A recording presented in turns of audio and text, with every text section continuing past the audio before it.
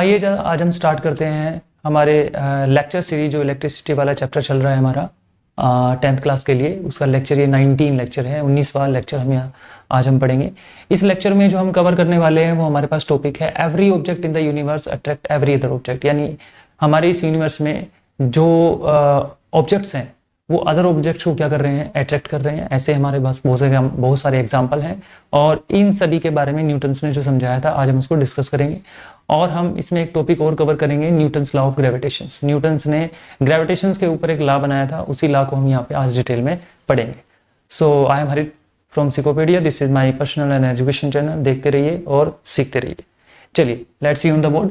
देखिए यहाँ पे लिखा है every object in the universe attract every other object. यानी इसका मतलब ये हुआ कि इस यूनिवर्स में कोई भी दो वस्तु है ना, आप एक दूसरे को अट्रैक्ट कर रही है। देखिए कोई भी दो वस्तु हो सकती हो, चाहे मून और अर्थ है, इनके बीच भी अट्रैक्शन हो रहा है। चाहे देखिए आपके पास ये मार्कर है और अर्थ है, ये भी इसको अट्रैक्ट कर रहा है।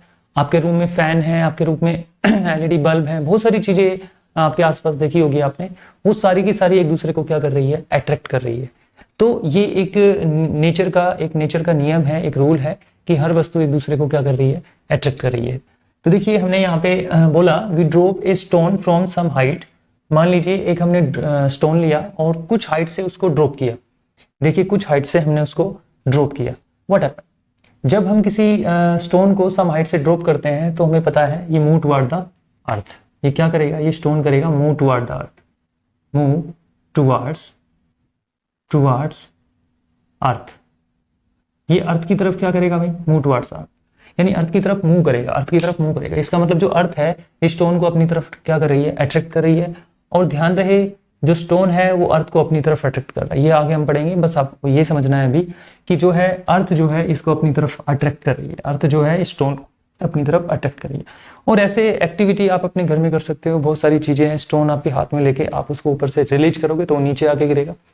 और एवरीडे ऑफ लाइफ बहुत सारी ऐसी घटनाएं घटती है जिसमें ऊपर से सम हाइट से बहुत सारी चीजें गिर जाती है, बाय डिफॉल्ट वो नीचे गिर जाती है। या आप कह सकते हो किसी भी तरीके से गिर सकती है वो, जैसे मान लीजिए जानबूझकर गिराना या फिर अपने आप गिर जाना। तो इन चीजों में आपको देख रहे होंगे कि सारी चीजें जो है अर्थ की तरफ अट्रैक्ट हो रही है यहाँ पे। तो एक्चुअल में ये स्टोन जो इसकी तरफ जो अट्रैक्ट हो रहा है, ये जो बॉडी है ये स्टोन जो है इसकी तरफ अट्रैक्ट हो रहा है। यहाँ पे एक फोर्स लग रहा होगा, उसे ग्रेविटेशनल फोर्स कहते हैं। ध्यान रहे उसको क्या कहते हैं, ग्रेविटेशनल फोर्स कहते हैं। या हम ये भी कह सकते हैं कि भाई अर्थ के पास ग्रेविटी होने की वजह से इसकी तरफ अट्रैक्ट कर रही है। लेकिन ग्रेविटी वाला कॉन्सेप्ट हम आगे पढ़ेंगे। सिर्फ आपको इतना समझना है कि हर वस्तु को जब ऊपर सम हाइट से गिराया जाता है तो वो नीचे की तरफ अट्रैक्ट होता है, यानी अर्थ की तरफ अट्रैक्ट होता है। इसका मतलब अर्थ इसको अपनी तरफ खींच रही है एक ग्रेविटेशनल फोर्स लगा के। तो आई होप कि आपको समझ में आया होगा कि ऊपर लिखा है कि every object in the universe attract every other object. कर रहा है अट्रैक्ट, देखिए अर्थ इसको अट्रैक्ट कर रही है। ओके, तो हमने ये देखा। तो यहाँ पे जो न्यूटन थे, न्यूटन ने कहा, Newton said that every object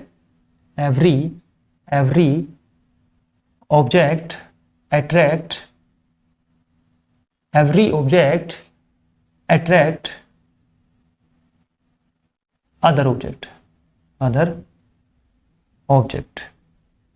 ये कहता है, न्यूटन कहता है कि every object attract other object. Newton ने कहा था कि every object attract other object, यानी न्यूटन ने कहा कि हर ऑब्जेक्ट जो है अदर ऑब्जेक्ट को क्या कर रहा है, अट्रैक्ट कर रहा है। जैसे कि एक एग्जांपल और भी लेंगे हम। पहले तो आप एक एग्जांपल ये भी दे सकते हो। देखिए आप ध्यान से समझना, इस एग्जांपल में थोड़ा सा डिफरेंस है। जैसे सपोज कीजिए एक स्टोन यहाँ पे रखा हुआ है, एक स्टोन मान लीजिए यहाँ पे रखा हुआ है। आप इस चीज को समझिए, ये एक स्टोन है और ये भी एक स्टोन है। अब ये देखिए ये स्टोन इसकी तरफ अट्रैक्ट हो रहा है, ये स्टोन इसकी तरफ अट्रैक्ट होगा। ठीक है, इनके बीच में अट्रैक्शन होगा क्योंकि इनके बीच में क्या लग रहा है, ग्रेविटेशनल फोर्स लग रहा है। यानी स्टोन ये वाला इसकी तरफ अट्रैक्ट हो रहा होगा, ये वाला स्टोन इसकी तरफ अट्रैक्ट होगा। आप अपने घर में ऐसा कर सकते हो। सपोज कीजिए आपके पास मान लीजिए ये अर्थ का सरफेस है और इसमें मान लीजिए मैंने ये एक स्टोन रख दिया, ये एक स्टोन रख दिया, या आप ये समझ लीजिए ये डस्टर है, ये एक मार्कर है। इन दोनों के बीच में अट्रैक्शन हो रहा है, यानी ये इसकी तरफ अट्रैक्ट हो रहा है, ये इसकी तरफ अट्रैक्ट हो रहा है। क्या आप देख रहे हो इनके बीच अट्रैक्शन हो रहा है? तो क्या ये मार्कर इसकी तरफ मूव कर गया? नो। क्या ये आपके पास डस्टर इसकी तरफ मूव कर गया? नो। ऐसा क्यों? ऐसा क्यों क्यों ये एक दूसरे की तरफ मूव नहीं कर रहे हैं, हालांकि इनके बीच ग्रेविटेशनल फोर्स लग रहा है। आइए पढ़ते हैं इस चीज को। तो देखिए यहाँ पे मैंने कहा कि न्यूटन ने कहा था कि every object attract other object, यानी हर ऑब्जेक्ट दूसरे ऑब्जेक्ट को अट्रैक्ट कर रहा है। तो स्टोन जो है एक हमने यहाँ रखा, स्टोन एक हमने यहाँ रखा, देखा इनके बीच अट्रैक्शन हो रहा है, यानी इनके बीच में ग्रेविटेशनल फोर्स लग रहा है। इस केस में आपने देखा कि यहाँ पे एक स्टोन है और नीचे जो देखते हैं हम यहाँ पे जहाँ पे हम रह रहे हैं ये अर्थ है, यानी दो ऑब्जेक्ट हो गए, एक स्टोन एक ऑब्जेक्ट हो गया, अर्थ एक ऑब्जेक्ट हो गया। इन दो बॉडी या ऑब्जेक्ट के बीच में देखो ग्रेविटेशनल फोर्स लग रहा है, जिसकी वजह से ये स्टोन जो है अर्थ की तरफ अट्रैक्ट कर रहा है, जिसकी वजह से नीचे की तरफ ये मूव कर रहा है। लेकिन यहाँ पे अट्रैक्शन है, यहाँ पे भी अट्रैक्शन है, लेकिन देखिए यहाँ ये एक दूसरे की तरफ मूव नहीं कर रहे। आपके घर में बहुत सारी चीजें हैं और सारी चीजें एक दूसरे को अट्रैक्ट कर रही है, क्या वो मूव कर रही है? नहीं कर रही है, नहीं कर रही है। उसका कारण तो लेकिन यहाँ पे सम हाइट से किसी ऑब्जेक्ट को छोड़ते हैं तो अर्थ की तरफ मूव कर जाता है, लेकिन अगर किसी चीज को अर्थ के सरफेस पे या कहीं रखते हैं तो एक दूसरे की तरफ अट्रैक्ट नहीं होती। ऐसा क्यों? देखिए मैं बताता हूँ इसका रीजन क्या है। इसका देखिए एक बहुत ही इंपॉर्टेंट रीजन होता है। इसका रीजन देखिए, आप पहले देखिए समझिए थोड़ा। अगर मान लीजिए आपके पास ये कोई ऑब्जेक्ट है, ये कोई ऑब्जेक्ट है, और मान लीजिए आपके पास ये कोई ऑब्जेक्ट है, ठीक है, एम और स्मॉल एम। इसका मास जो है और इसका मास जो है, ये देखिए इन दोनों का मास जो है डिफरेंट है। मान लीजिए इसका जो mass of an object is large.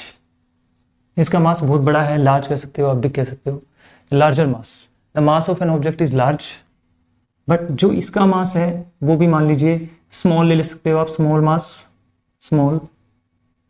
मास। इसका स्मॉल मास है, इसका लार्ज मास है। तो आप इसको थोड़ा समझने की कोशिश करिएगा, हम क्या कहने की कोशिश कर रहे हैं। यहाँ पे आपने देखा कि इस ऑब्जेक्ट का मास ज्यादा है, इस ऑब्जेक्ट का मास कम है, राइट। लेकिन ओवरऑल देखिए आप इन दोनों का, इसका तो मास ज्यादा है ना, इसका मास ज्यादा है, इसका मास कम है, इसका बहुत ज्यादा मास मान लीजिए आप। तो इन दोनों के बीच में जो फोर्स लगेगा, जो ग्रेविटेशनल फोर्स इनके बीच में लगेगा, आप समझिए इनके बीच में जो ग्रेविटेशनल फोर्स जो लगेगा, this is the gravitational force, ये कैसा होगा? लार्ज। ये भी क्या होगा? लार्ज। क्या होगा? लार्ज होगा, ठीक है। ये भी क्या होगा? लार्ज होगा। अब यहाँ पे आप इस एग्जाम्पल को ध्यान से समझिए। जो मैंने स्टोन वाला एग्जाम्पल लिया था, कि दो स्टोन जो है एक दूसरे की तरफ अट्रैक्ट हो रहे हैं, क्योंकि इनके बीच में फोर्स लग रहा है, लेकिन मूव नहीं करते, नॉट मूव, एक दूसरे की तरफ मूव नहीं करते, नॉट मूव, मूव नहीं क्यों करते? इसका कारण क्या है? इनका मास क्या है? स्मॉल मास है। इनका मास क्या है? Small mass. Their mass is small, very small. इनका मास कम होने की वजह से their mass is very small, so gravitational force, short में लिख देता हूं मैं, ग्रेविटेशनल फोर्स ऑल्सो स्मॉल। तो ग्रेविटेशनल फोर्स भी स्मॉल होगा, तो ग्रेविटेशनल फोर्स इतना स्मॉल हो जाएगा कि इजीली से एक दूसरे की तरफ ये मूव नहीं कर सकते, आप इसको डिटेक्ट ही नहीं कर सकते। क्योंकि अगर मास कम होगा, देखिए अगर मास कम होगा तो बॉडी एक दूसरे को अट्रैक्ट तो करेगी, लेकिन आप उसको इजीली से डिटेक्ट नहीं कर सकते, मतलब ऑब्जेक्ट एक दूसरे की तरफ मूव नहीं कर पाएगा। कारण क्योंकि अगर मास कम, दो बॉडी के बीच का मास कम है, अगर दो बॉडी का मास कम है और एक दूसरे को वो अट्रैक्ट तो करेगी, लेकिन वो एक दूसरे की तरफ मूव नहीं कर सकती। इसका कारण रहा है कि ग्रेविटेशनल फोर्स भी स्मॉल हो जाता है। इसका मतलब मास पे, जो ग्रेविटेशनल फोर्स है वो मास पे डिपेंड करता है। अगर मास बहुत ज्यादा है, लार्ज मास है, तो बॉडी एक दूसरे की तरफ अट्रैक्ट कर सकती है। अगर मान लीजिए स्मॉल मास है तो वो एक दूसरे की तरफ अट्रैक्ट नहीं कर सकती, क्योंकि स्मॉल मास होने पर ग्रेविटेशनल फोर्स भी स्मॉल हो जाता है। अब हम इस एग्जाम्पल को ध्यान से देखते हैं। जैसे अभी हमने एग्जाम्पल देखा था एक, कि ये अर्थ है, हमने यहाँ पे लिखा था कि भाई ये अर्थ है और एक स्टोन जो है वो नीचे की तरफ अट्रैक्ट हो रहा है, एक स्टोन जो है वो नीचे की तरफ अट्रैक्ट हो जाता है। तो यहाँ जो है स्टोन जो है मूव कर रहा है, ये मूव कर रहा है अर्थ की तरफ। यहाँ पे भी ग्रेविटेशनल फोर्स है, यहाँ पे भी ग्रेविटेशनल, अर्थ जो है अट्रैक्शन यहाँ पे भी कर रही है और यहाँ पे भी कर रही है।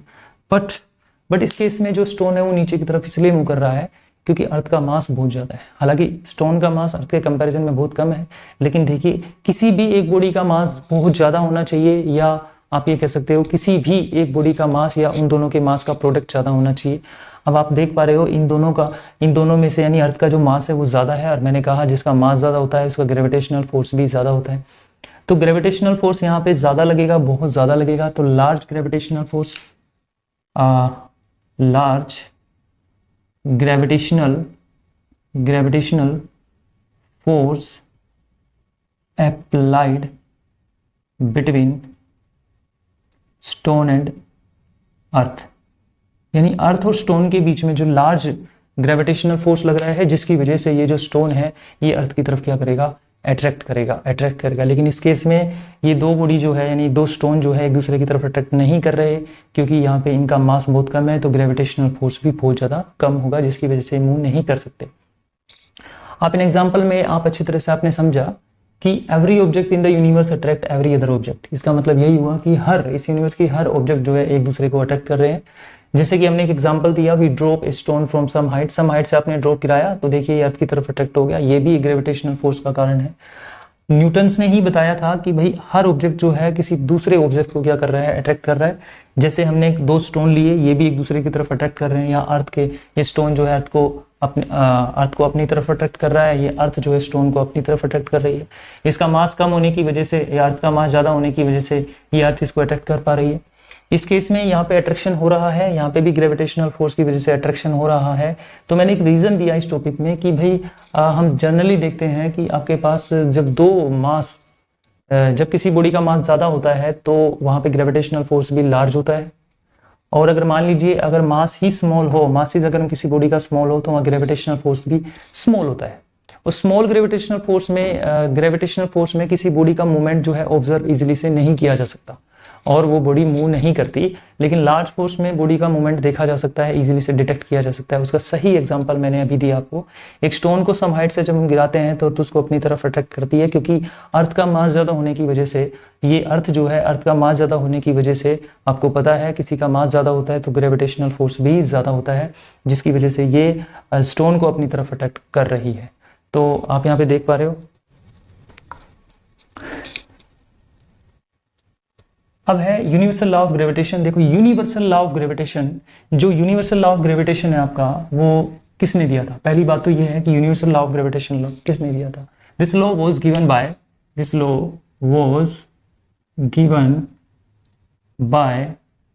न्यूटन।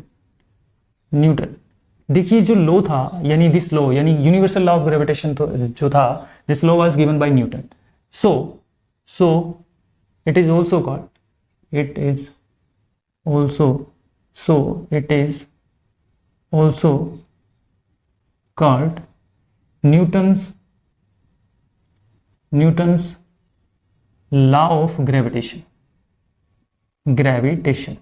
देखिए इसको आप ध्यान से समझिएगा। मैंने ये लाइन इसलिए लिखी ताकि आपको ये बात समझ में आए कि ये जो यूनिवर्सल लॉ ऑफ ग्रेविटेशन था, ये न्यूटन के द्वारा दिया गया था, जो इसलिए इसका नाम ये भी होता है न्यूटन्स लॉ ऑफ ग्रेविटेशन। देखो न्यूटन्स लॉ ऑफ ग्रेविटेशन क्योंकि न्यूटन्स ने दिया था। याद होगा आपको, मैंने एक फ्रूटफुल एग्जांपल आपको प्रीवियस लेक्चर में दिया था कि एक दिन ऐसा हुआ कि न्यूटन जो है एप्पल ट्री के नीचे बैठे हुए थे। सडनली क्या हुआ, एक एप्पल जो है नीचे गिरा, तो उनको एक आइडियाज आया कि भाई ऐसा कैसे हुआ, व्हाट हैपन कि ये जो एप्पल है वो नीचे आके ही गिरा, तो इसका क्या रीजन हो सकता है। तो वहीं पे इन्होंने ये बहुत सारे एक्सपेरिमेंटरी डेमोन्स्ट्रेशंस करने के बाद ये रिजल्ट निकला कि हर चीज जो है एक दूसरे को अट्रैक्ट कर रही है। इसी के बेसिस पे यहाँ पे यूनिवर्सल लॉ ऑफ ग्रेविटेशन बना, तो न्यूटन्स ने दिया था। अच्छा, अब देखिए इस लॉ में न्यूटन्स ने क्या ऑब्जर्वेशंस की थी अपने एक्सपेरिमेंट के थ्रू।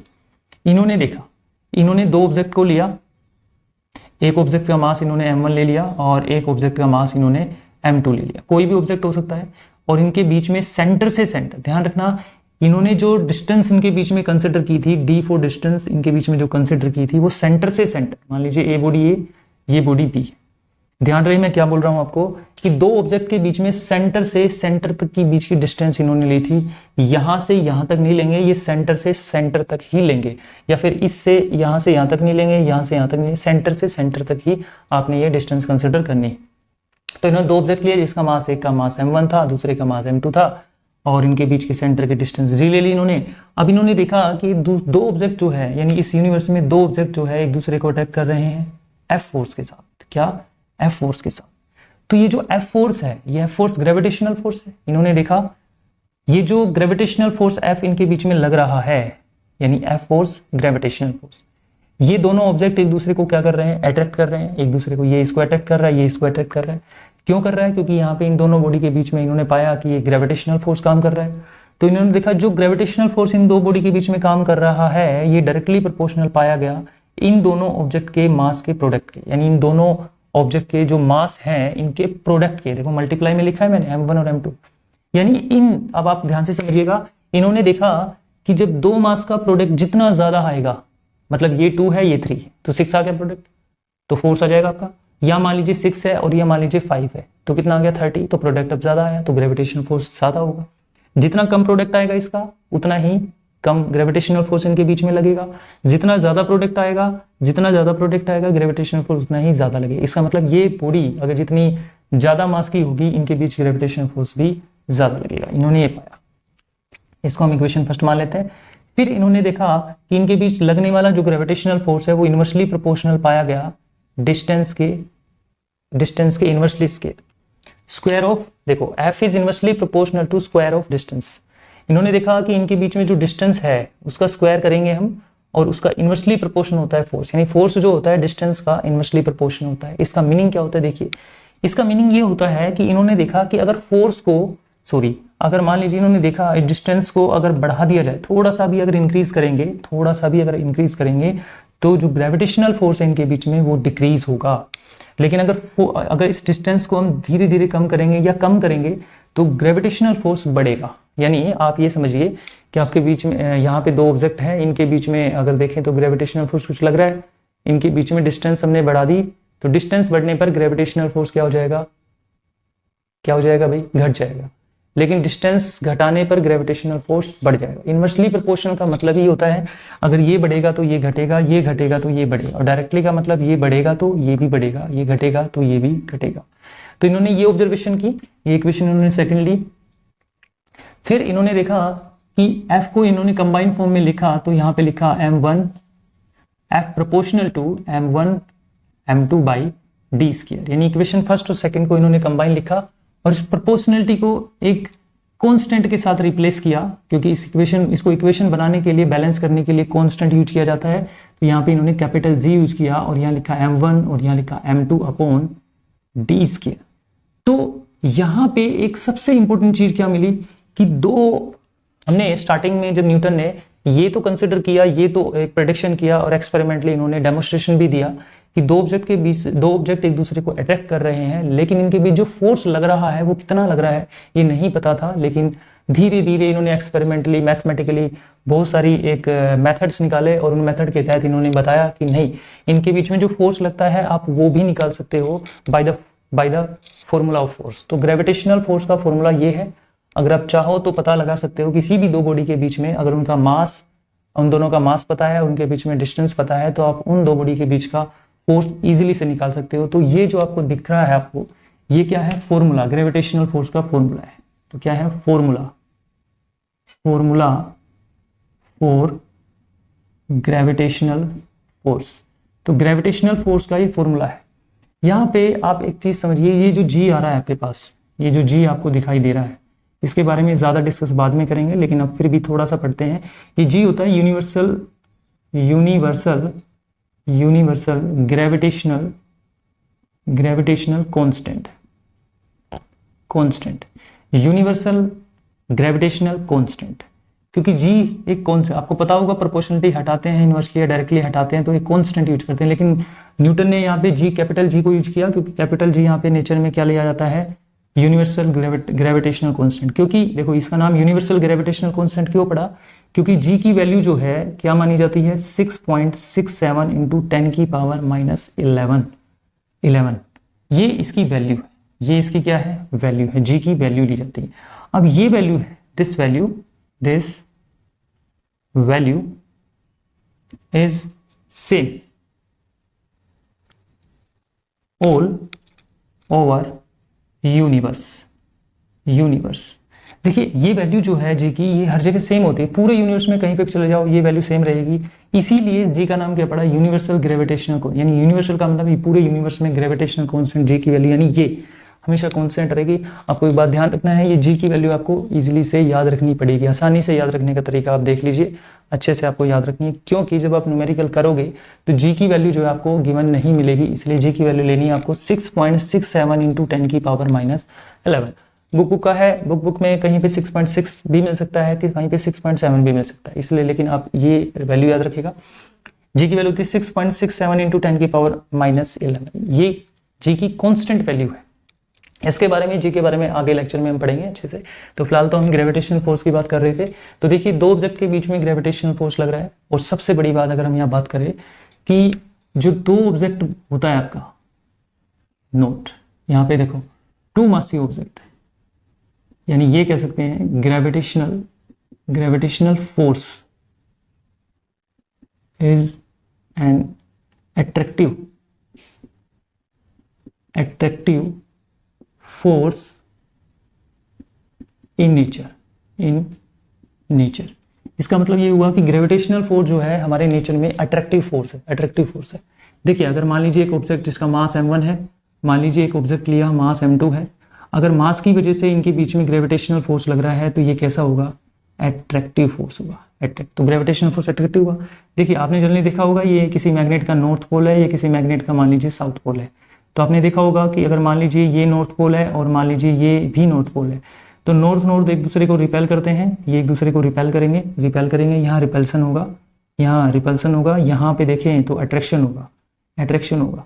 तो मैग्नेट के बीच में जो फोर्स लगता है उसे क्या कहते हैं, मैग्नेटिक फोर्स। तो मैं आपको जो बताने की कोशिश कर रहा हूँ, यही बताने की कोशिश कर रहा हूँ कि मैग्नेटिक फोर्स अट्रैक्टिव और रिपल्सिव दोनों होता है, लेकिन जो ग्रेविटेशनल फोर्स होता है वो हमेशा कैसा होता है, gravitational force is always attractive in nature. यानी दो मासिव ऑब्जेक्ट, अगर किसी बॉडी के पास मासिव ऑब्जेक्ट मतलब मास की वजह से अगर किसी बॉडी के बीच में ग्रेविटेशनल फोर्स लग रहा है, ऑब्वियसली मास की वजह से ही ग्रेविटेशनल फोर्स लगता है, तो gravitational force attractive in nature ही होगा। अगर मान लीजिए आपसे कोई कहे कि मैग्नेटिक फोर्स है, तो मैग्नेटिक फोर्स हमेशा किसकी वजह से लगता है, कैसा नेचर का होता है, अट्रैक्टिव भी होता है और आपका रिपल्सिव भी होता है। तो आपको दिमाग में रखना है कि जो ग्रेविटेशनल फोर्स है वो always attractive in nature, attractive he nature होगा, रिपल्सिव कभी भी नहीं होगा। अब यहाँ पे देखो, मैं आपको जो एक चीज बता रहा था वो आप एक समझने की कोशिश करिए। यहाँ पे न्यूटन ने बताया कि भाई यहाँ पे इन्होंने देखा कि दो मास का प्रोडक्ट अगर है तो ज़्यादा है या कम है तो फोर्स भी उसके हिसाब से ज़्यादा कम होगा, डिस्टेंस अगर कम ज़्यादा है तो फोर्स भी उसके हिसाब से कम ज़्यादा होगी। तो यहाँ पे इन्होंने इस लॉ की स्टेटमेंट दी, स्टेटमेंट। अब यहाँ पे हम पढ़ेंगे स्टेटमेंट। देखिए, इसकी स्टेटमेंट भी तो लिखनी पड़ेगी ना आपको, तो स्टेटमेंट क्या थी, यानी यूनिवर्सल लॉ ऑफ ग्रेविटेशन में क्या स्टेटमेंट दी न्यूटन्स ने कहा, according to Newton's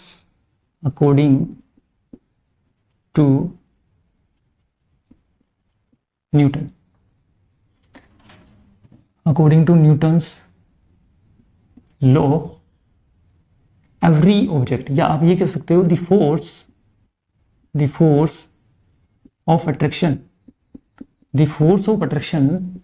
between any two bodies in the universe is directly proportional to the product of their masses and inversely proportional